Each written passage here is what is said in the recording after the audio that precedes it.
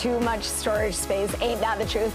At home, in the car, and especially on your phone. So Deseret News columnist Amy Iverson has a few digital space saver tips for us. Okay, first of all, I just want to know, what do you think eats up most of our storage on our phone? Well, from personal experience, for me, it's definitely videos. So all those cute videos you take, and then you don't want to delete them because they're so cute, but you don't store them anywhere else. Photos and videos for sure.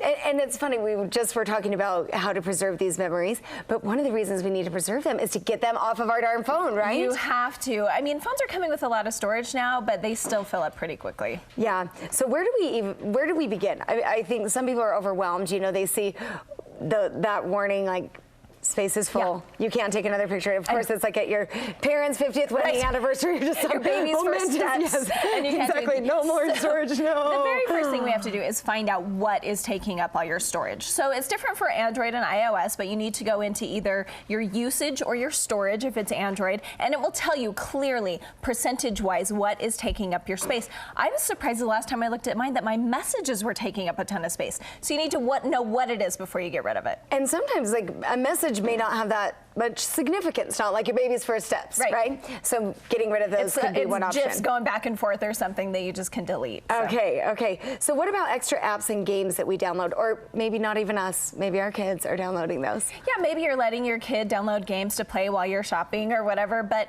there's a lot of apps and games that if you looked at are taking up storage, you haven't played with them for a month, a year even. You haven't even looked at them in a year. It's time to delete those, and that will free up a lot of space.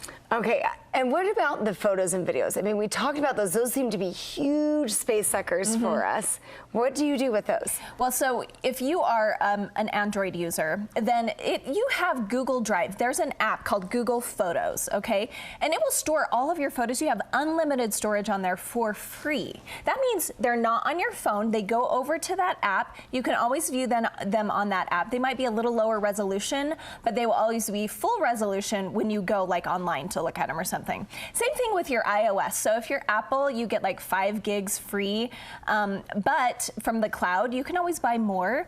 What that does is that puts a little lower resolution if you're looking at them on your phone, but it stores them in the cloud at full resolution. So at any time you can go in there and look at them, but they're not storing right on your phone. Okay, but you can still access both of those things from your phone. But they're not. Yeah, but they're not stored on your phone. They're either stored in the cloud or on Google Photos. Okay, great to hear.